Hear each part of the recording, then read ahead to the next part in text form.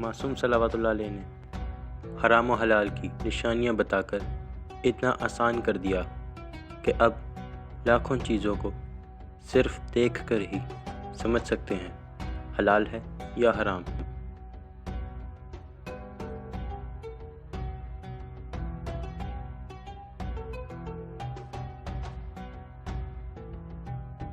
ابن ابی عمیر سے روایت ہے، انہوں نے زرارہ بن عین سے ان کا بیان ہے کہ اللہ کی قسم میں نے امام محمد باقر علیہ السلام جیسا کوئی نہیں دیکھا۔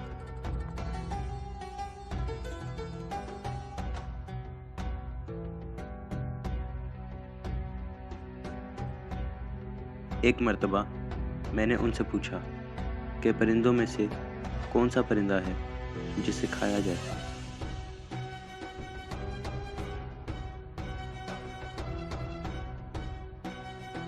آپ علیہ السلام نے فرمایا، ہر وہ پرندہ جو پروں کو پھڑ پھڑا کر اڑے ایسے کھاؤ، لیکن جو پرندہ اپنے پروں کو پھیلا کر اڑے اسے نہ کھاؤ۔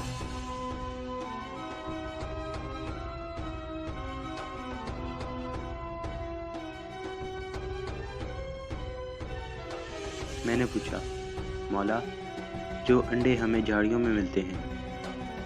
آپ علیہ السلام نے فرمایا، جو انڈا ہر طرف سے گول ہو اسے نہ کھاؤ، ہاں جو انڈا دونوں طرف سے مختلف شکل رکھتا ہو وہ تم پر حلال ہے، وہ کھا لو۔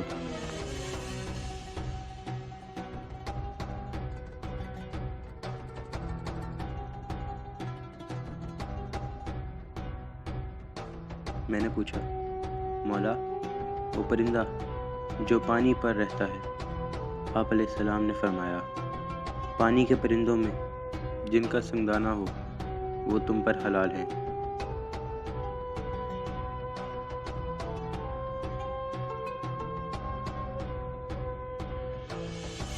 میں نے پوچھا، مولا اس پرندے کا کیا کریں جو پروں کو پھڑ پھڑاتا بھی ہے اور پھیلاتا بھی ہے؟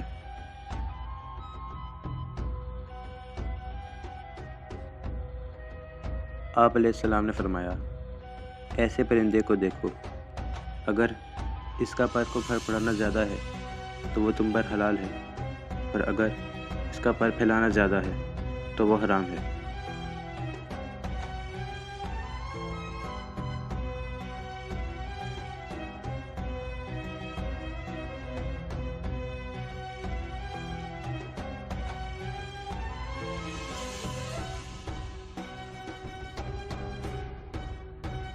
ایک آسان دین کو مولویوں نے فتووں کے ذریعے کتنا کنفیوز کر دیا ہے۔